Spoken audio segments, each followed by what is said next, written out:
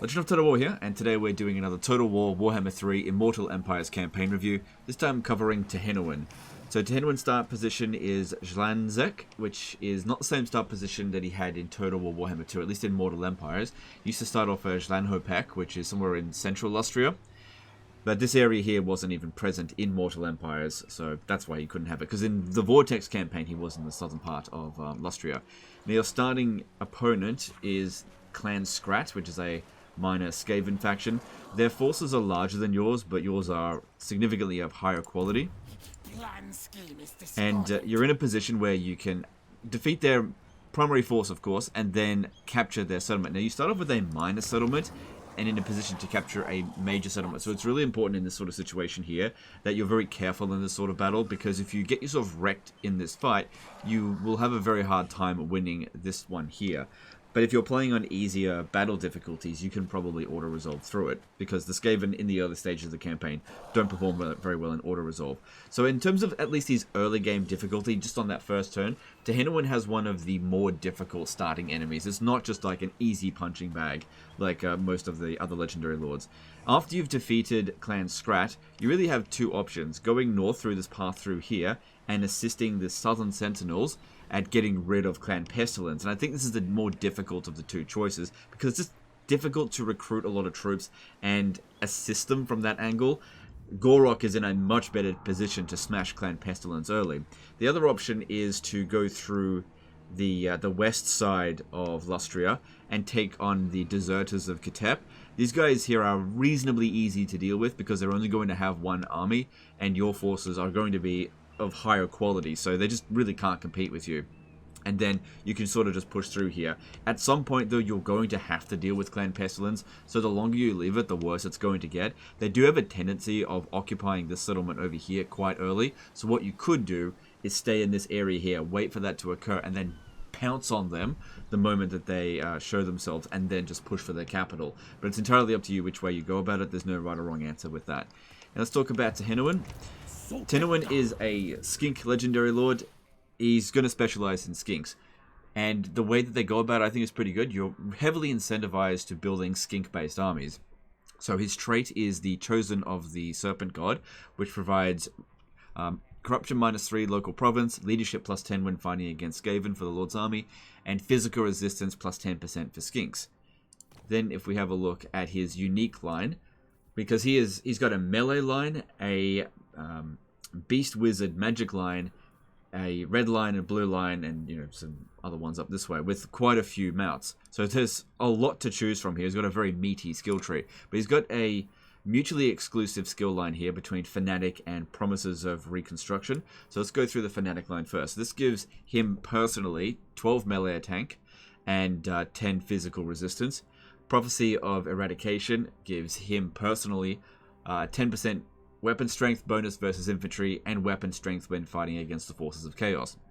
Disciples of Sotek gives his army for Skink, Chameleon Skink, Red-Crested Skinks, and Bastiladon, Ark of Sotek, which is sort of like his preferred units.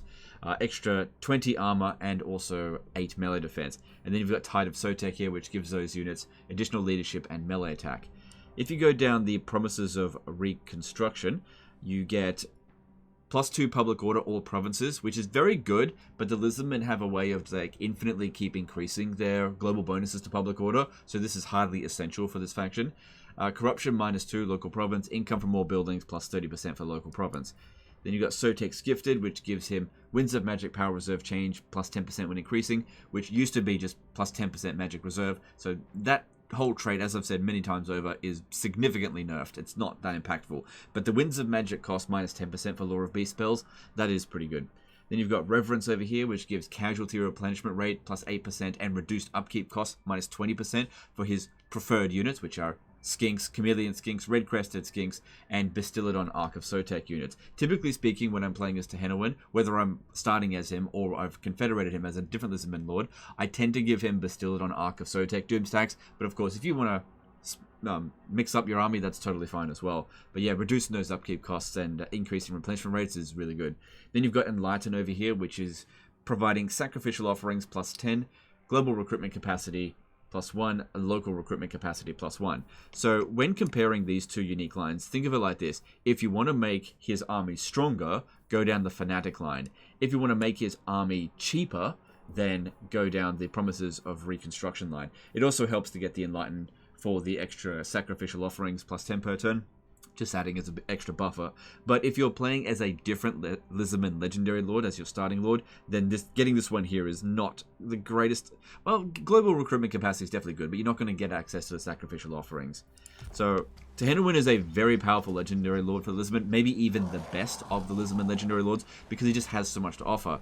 Now, going over his equipment, he actually has two. He starts off with the Blade of the Serpent's Tongue, which provides reduced corruption, weapon strength +14%, armor piercing, weapon strength +15, and passive ability Blade of the Serpent's Tongue, which imbues poison and gives him an extra charge bonus in an effect radius, which that's okay. It's not a super powerful weapon. And his other one, which you have to fight a reasonably difficult quest battle, is the Plaque of Sotek, which provides +3 control all provinces, and passive ability Plaque of Sotek, which gives him personally 20 damage resistance and leadership for 21 seconds while he's casting. And since he's a decent spellcaster, you generally speaking want to keep that casting going for the extra damage resistance. And if you get the whole set, then you've got the Signs of Sotek set, which gives him Winds of Magic Power Reserve capacity +10 and control +1 all provinces. So Tehenhauin's able to provide loads of control across all provinces through various different means. He's very good in that regard. He's really a Legendary Lord that's got a lot of versatility. He's a good melee Lord.